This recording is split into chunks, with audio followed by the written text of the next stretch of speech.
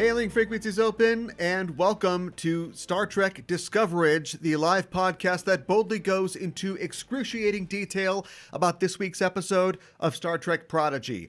I'm your host, Caliban, and if you believe in Starfleet, clap your hands! Joining me on the show, as usual, is my co-host. She's also the co-host of the Generations Geek podcast, a more or less family-friendly celebration of geekdom. It's Ella Pearson. Ella, welcome back to Discoverage. Thank you. It's great to have you here. How you doing? I'm great. It's good to be here. Yeah. I am, as of yesterday, I am a crisp quarter century. Oh, well, happy birthday. Thank you. What an achievement. And you're spending it behind bars, it seems like. I am in jail. No regrets. Exactly. No, I am. It is almost the holiday known as Christmas. Yes. Thank you. Happy birthday in the chat. Thank you, Mika. And the weather here in Minnesota is supposed to be very bad today and tomorrow. It is frightful. Yeah. Yeah. So I canceled my birthday plans yesterday, came up, had dinner with my parents and my grandma, my great aunt. So really what I did was I made birthday plans. Yeah. Those were the birthday plans. Okay. Because Joanne and Marcy, they're the stars. Yeah. Yeah, a good week so far. Well, that's How great. about you? Pretty good. Kind of trying to, as the holidays get closer and the work starts to fall off, getting ready to, getting back into celebration head and family and Christmas head. So, getting into that. But I've got some good news. It's a very Merry Christmas here because I am the recipient of a large tranche of Star Trek figures that I thought that I would share with you and with the chat. Let's go. I got 20 figures. We'll just go through a couple of them today. Maybe we can do this on subsequent shows. But yeah, some brand new in-box Star Trek figures. I've got Q. I've got uniformed Q. John Delancey himself. That's some sign bait, if I ever see him at a con. Moving on here, I've got Ferengi, but hold on. This is original Laser Whip appearance Ferengi. What could have been with the caveman Ferengi, the Prophet taking Pirates of the Universe. Here's another one. This is actually one that I already have, but now I've got two. So this is Edith Keeler. So I've got one pristine. This one I can throw under a bus where she belongs. For the future of humanity. I've also got one of the Tolosians, a Tolosian keeper. You got like a haul. Oh yeah, there's so many more. There's so many more. This doesn't even scratch the surface. And from all different shows too. And last but not least, I have an Andorian, little foxing in the corner of the box there. But Andorian figure. Then it's worthless. Now I'm trying to figure out from the costume here, is this an Andorian or is this an assassin who is pretending to be an Andorian, as we remember from Journey to Babel? Or is it Babel? So I don't know. No way to get those up on the wall. Not nearly enough spots, but maybe we can swap them in and out as we continue on the program here. So did somebody I'm guessing it wasn't a holiday gift. It was just like somebody had a box and they were like, "Hey, you like the Star Wars Trek show?" Yeah, I get a lot of that. And they're like, "You take these?" Yeah. So, Me too. So that's what it's for, and I appreciate them. And like I said, we'll be looking at some more of them in the future. But let's talk about what we're supposed to look at tonight, which is the 19th episode of the first season of Star Trek Prodigy. It's an episode called Supernova Part 1, and we're here to talk all about it. But first, as always, a warning. We are setting a course for the spoiler zone listeners, so be warned. We're glad that you've decided to join us, but if you haven't seen the episode, spoilers are incoming. The official synopsis for Supernova Part 1 is, surrounded by the Federation Armada, the crew attempts to stop their ship from destroying all of Starfleet. The episode was written by Aaron McNamara and directed by Andrew Schmidt. No star date for the episode, but of course it follows directly on from the last episode. One note, just a character note of continuity. We see a character in this episode who claims to is, I suppose, one of the Brinari, which were a race of telepathic aliens that the Voyager sort of squirreled away and franked away to keep away from the from the Devore who were hunting them in the Voyager episode Counterpoint. So fun bit of continuity there. And, you know, we've talked before, we've talked in years past recently about how Voyager has really seen a resurgence, I think, in fandom, both because the fans of that generation, I'm going to say they're millennials, but they could be, I suppose, any age, have come into their own, come into their majority, and are appreciating it. And so that's, you know, why we're getting a Janeway show. That's why we're getting mentions of these things. And I think it's great to see that kind of get you know, enshrined in canon as we know it. I mean, it's always been canon, but like to see the nostalgic vibes of it is really great. I'm still waiting for the Enterprise train to come back around. And then, of course, we can pitch forward to the future and think about, you know, the Discovery train coming back around in another 20 years. Whatever Star Trek's doing then, we'll be bringing some of those characters back. So that's really great to see. Really obscure reference, but fun way to make it directly connect to the story, and that this person goes, you know what? I know you're a good person. I'm only here because you were a good person.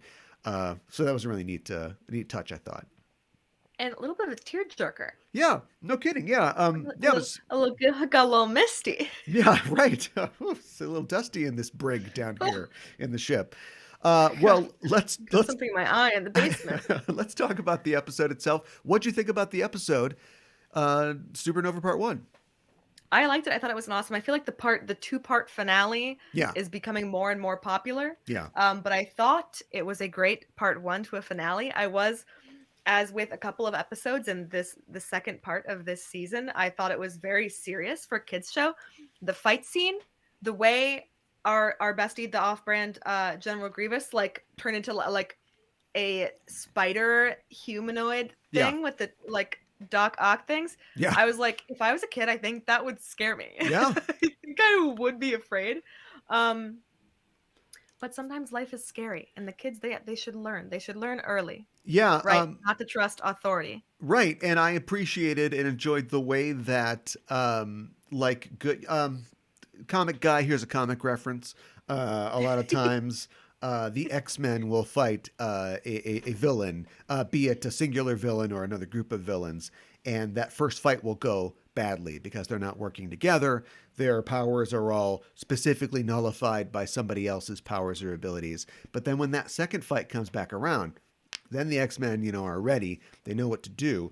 And they, you know, use their powers and their cooperation to defeat the foe. And I like the fact that we see our characters hit kind of their lowest point, but then they use their cooperation to get out of all the jams that they're in. And they're like, all right, this is, now we're going to do it again. Now it's my turn. Yeah. So I thought that was really neat. I liked what you said about it being a 2-part finale, but I like that Prodigy is still doing it in its own idiom, in that this is clearly going to be connected to next week's episode as a 2-part finale, but it's still sort of giving itself its own close, you know, and then also out of that closure, creating a cliffhanger that will then go to the next episode. So it's still kind of a self-contained episode on its own.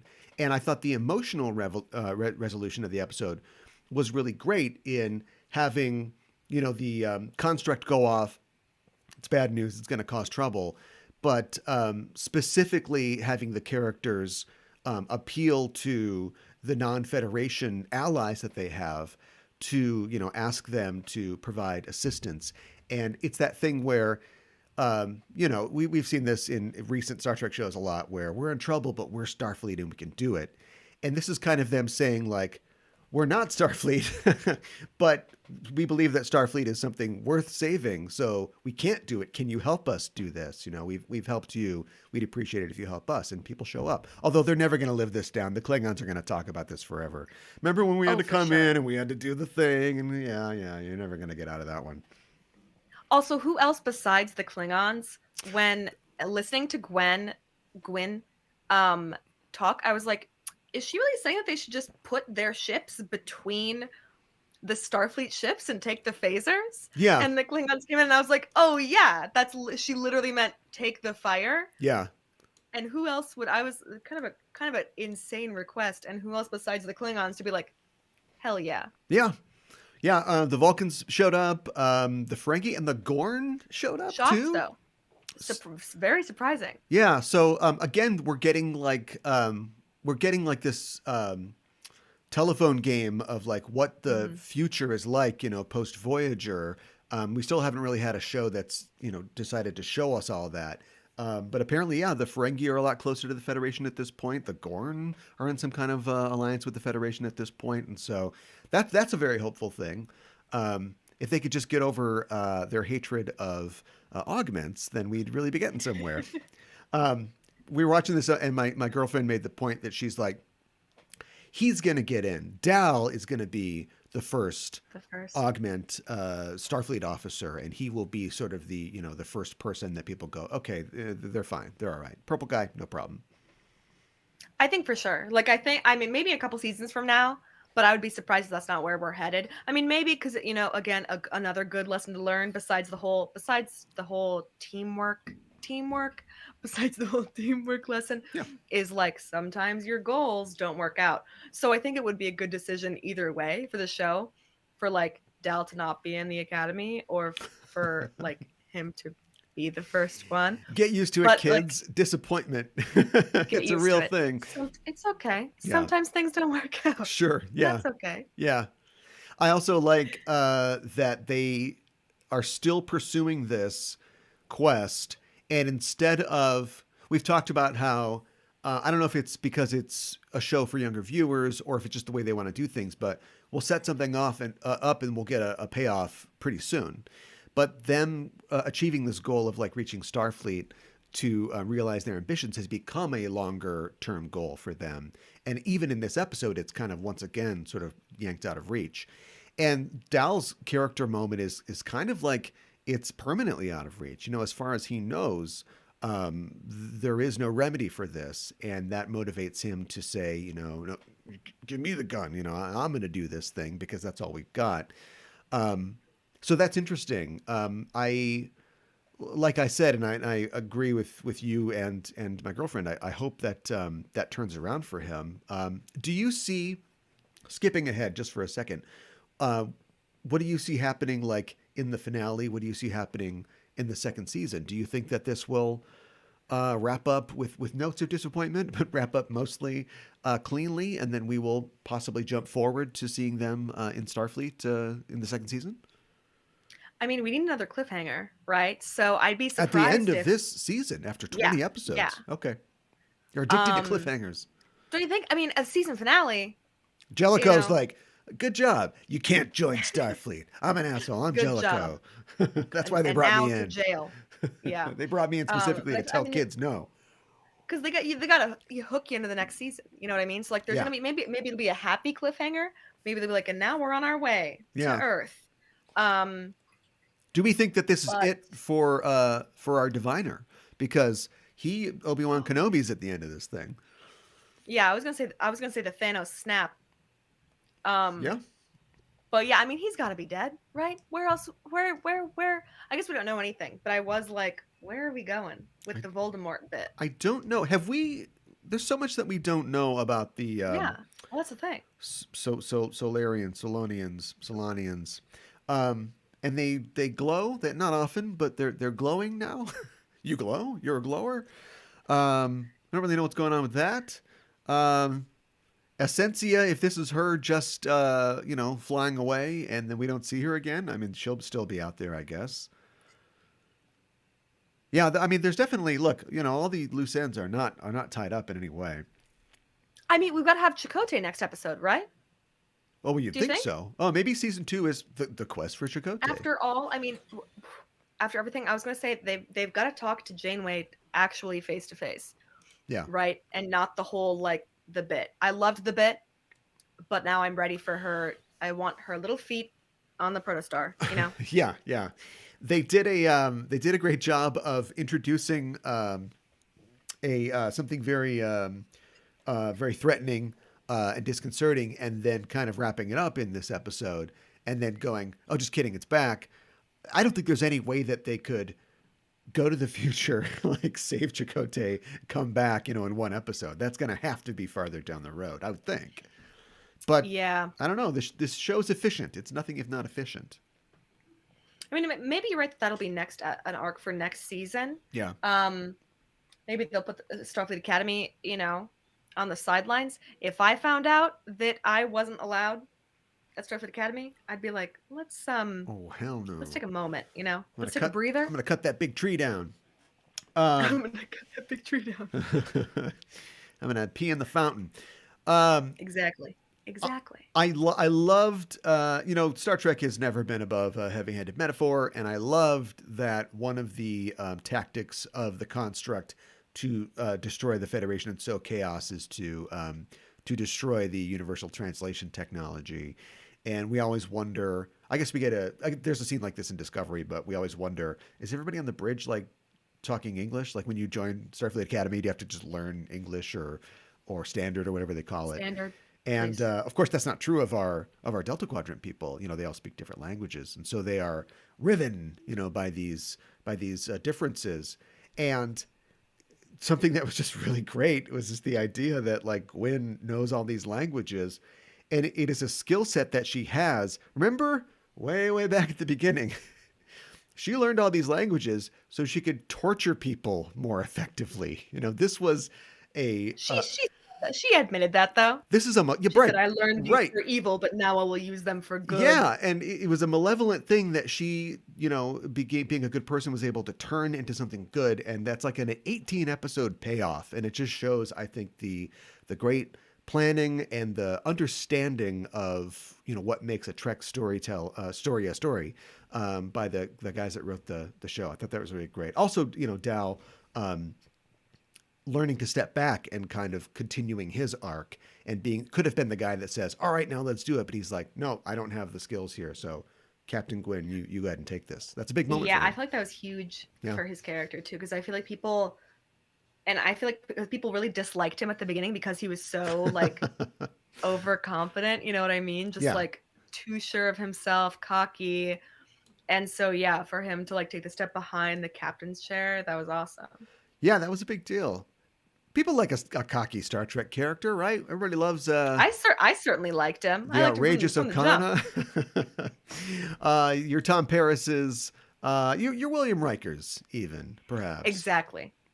A lot of cool visuals. Obviously, it just has to be kind of a slow-paced battle if all the ships destroy each other immediately, and so. We see with the station, when the station is infected by this weapon, it's not a directed sort of thing. It's more like chaos. And so these ships are sort of like slowly destroying each other by just laser pointering all over the place. And for people who are into that, a lot of like good ship porn in this. We see a lot of ships from shows past show up. Then, of course, after they're like, we did it. Oh, no, we didn't do it. A bunch more ships show up. So there's a problem there, but yeah, it was just it was a large scale confrontation that felt earned, except for the fact that you always wonder like how long does it take to fly places, but I guess we don't really worry about that. So a bunch of ships show up, and I also love the fact that it wasn't all the same ship. Like it wasn't just like here's a fleet of 300 of the same ship because we had to throw this together. They're like, no, let's have one of these. When that Sovereign class showed up after everything else was done, and then it shows up and you're like, oh, a Sovereign class. Oh no, a Sovereign class. All the windows are red. This is bad. Everybody turn your Wi-Fi off. The virus is spreading. Turn off the Bluetooth. Airplane mode. Yeah. Airplane mode. Computer airplane mode. Yeah. Well, speaking of, do you feel like, let me ask a question. Yeah.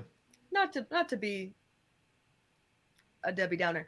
Do you feel like the whole virus thing, it does it remind you of the command thing from Discovery? Was I don't remember exactly. Was that a concern in Discovery that or Control, right? Control.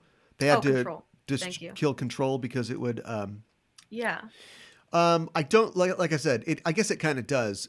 It also reminds me of the recent resolution of Lower Deck Season 3, which had Federation ships on ship violence, which is just like, first of all, that tells me that that Alex Kurtzman doesn't read all these scripts. because like if you've got an Well, or like he does, or he you know? does and that's what they want to I do, think but that I mean, there's no way he doesn't. He must. if you've got an editor, you're like your editor in chief, he goes, don't do virus ships. They're doing virus ships over here. I mean, but virus Or ship in Discovery, a couple of years ago. yeah, or it just reveals like an aspect of Star Trek storytelling that's going on right now. Here's my theory. I do have a theory. I don't think that we know exactly what our enemy is going to be just yet. It's easy in the '60s where you go, oh, the Romulans or the Chinese or whatever, or the Klingons or the Russians, and in the '80s you do that again, but you go, but they love their children too. Now we're like, oh, why are there so many bad admirals? Why is it all about Starfleet intelligence? Why is it about our technology turning on itself? And I think that deeper. Yeah, we're looking inward a little more, and I think maybe they're self-consciously going, we don't just want to make, oh, the Russians are back and now they're invading, this other planet that's smaller that they claim is theirs. Like maybe we're trying to stay away from that stuff, and that's fine. Exactly. I think that's good. My follow-up question was going to be like, yeah, exactly that. I think that's good. Are we looking deeper into technology? But I think that like seeing very similar kind of problems and obstacles come up are like the growing pains of them trying to go outside of the box of funny forehead, ears, bad guy type stuff. Did you see, we didn't talk news this week. There wasn't really a lot of news, but did you see the quote from Anson Mount saying that, oh, Strange New World Season 2 is really going to test Trek's morality? I did. And I'm like, what the hell does that mean? What's that mean? Uh-oh. Do I want you to do that? Do I think that you can do that? I think out of all the shows recently, I think that Strange New Worlds for maybe 4.5 of its 10 episodes has been the most willing to do that. I just don't know how well it's come off or how unique it's been from what we've seen before. And everybody loves Trek, and one of the reasons that Strange New Worlds succeeds is because, I mean, it's like TOS porn, kind of. This is the second time I've said porn during this I think it's stream. also really good. It's well executed as well. And so I think that, at least for me, and I think I see this in the fandom, they're like, you got the Orville. Like, I want Star Trek the way it was. You've got the Orville. And Star Trek's like, well, we want to do Star Trek the way it has been because people like that. But is there what's the new thing that Trek can be and evolve into? And they haven't quite found that yet. And so hopefully, I don't know, hopefully they'll continue to do stories like the one where they put the kid in the electric chair or whatever. They'll continue to do stories that show the limits of just feeling good about stuff. Oh, we feel good. Oh, everybody's feeling good. Like, where do we go from here? What are the limits of this federation, which stands in for our kind of current progressive worldview? Good. There you go. Go start writing that right now. Get to work on that. Get the paper. Get the notebook. Wave that wand and do that right now. Anything else? We're not done. I just don't have any prompts. You done?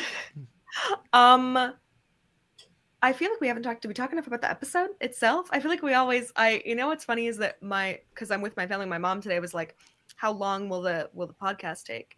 And I was like, it takes about 30 or so minutes. Depends how much time me and Aaron spend clowning about other things. How many Star Trek figures he's going to get out. Yeah. We're going to talk about Star Trek, and then we're going to talk about technology. And I was about to make an Elon Musk joke, and then frankly, I decided not to. Yeah, why bother? But, are there, I'm not really like up on merch. Are there Prodigy figures? Because I would love I'd love a Gwen figure and a Rock Talk figure.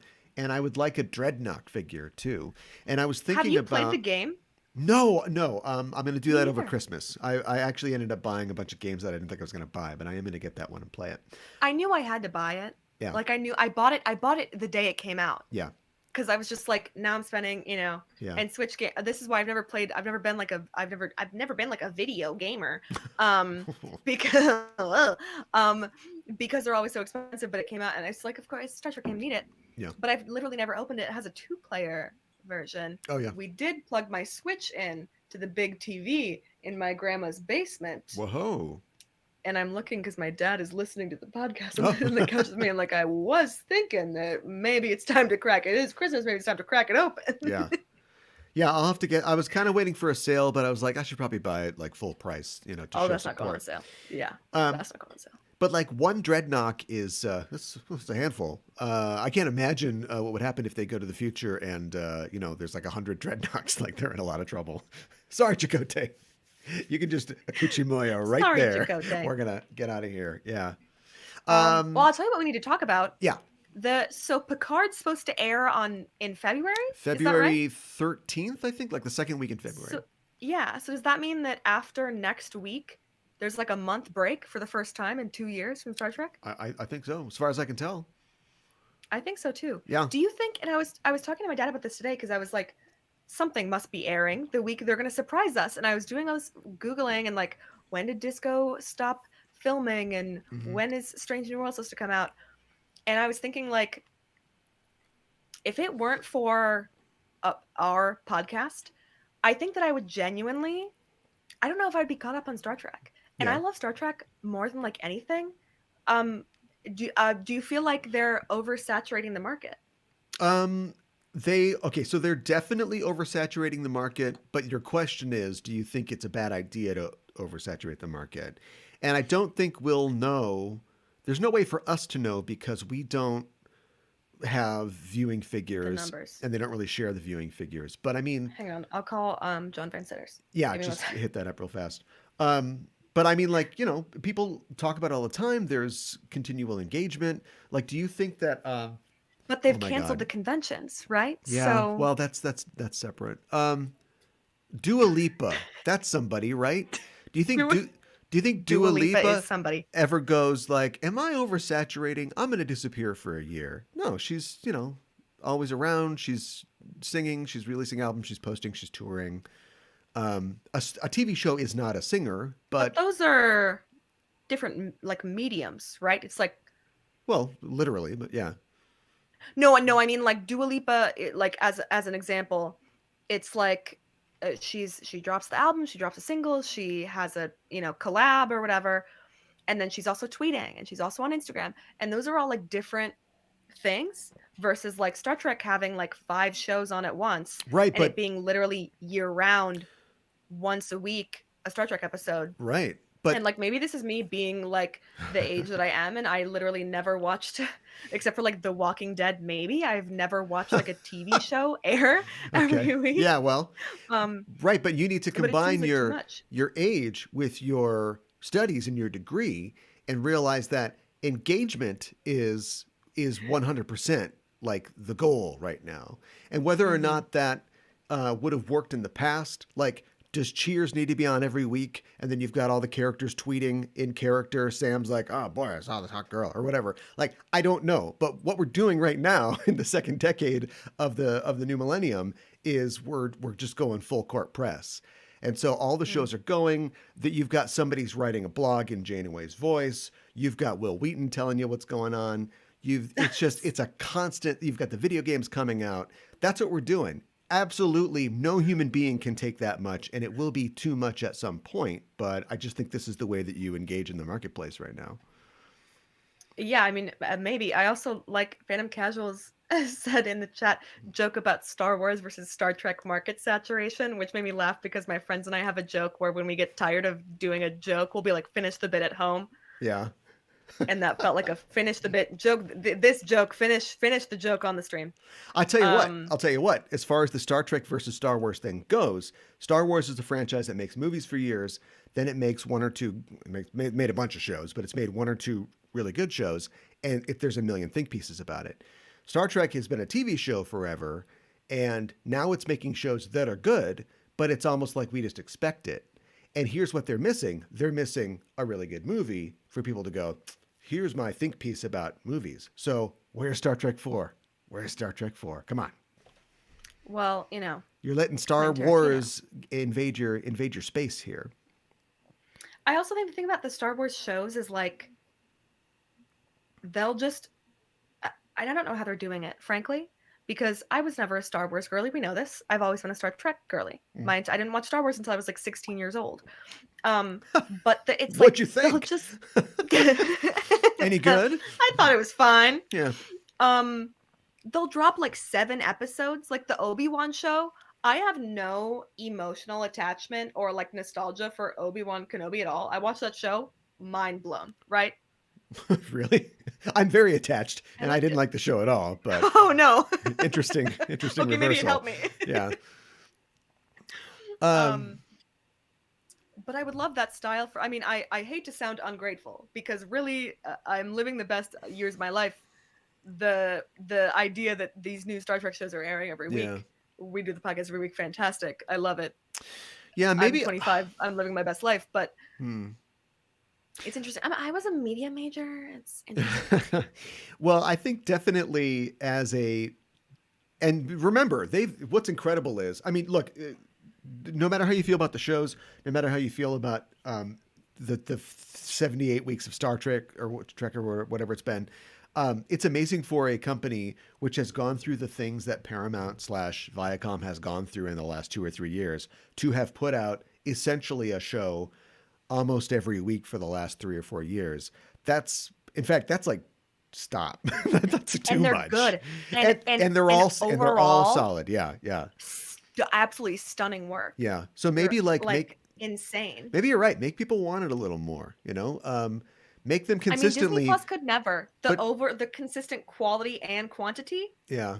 And they give you a never. break, and there's like 6 weeks or a month where there's no show, and then you wait for something else.